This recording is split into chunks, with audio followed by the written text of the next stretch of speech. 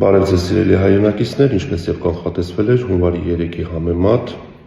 վերջին 2 օրերին գիշերային ժամերին հանրապետությունում դիտվել է օդի ջերմաստիճանի թռիչքաձև բարձրացում մոտ 16-ից 20 աստիճանով, իսկ հանրապետության առանձին հատվածներում մինչև 25-ից 30 աստիճանով տաքացում է տեղի ունեցել։ Այսպես հիդրոմետրի դիտարկումների համաձայն հունվարի 3-ին առավոտյան ժամը 8-ին Աչոցքում գրանցվել է -37 աստիճան, այսօր եղել է -1.5։ Գյումրիում հունվարի 3-ին եղել է -27 աստիճան, այսօր ընդամենը -4։ Տաշիրի հատվածում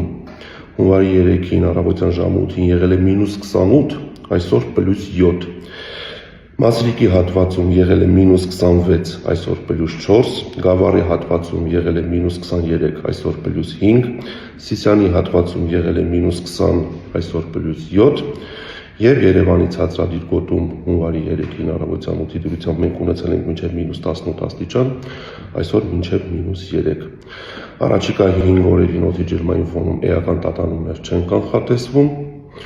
Այսօր կեսօրից հետո դեպի երեկո եւ հունվարի 10-ին հանրապետության առանձին շրջաններում սպասվում է ձյուն, լեռնային առանձին գոտիներում բուք եւ ցածր հորիզոնական տեսանելիություն։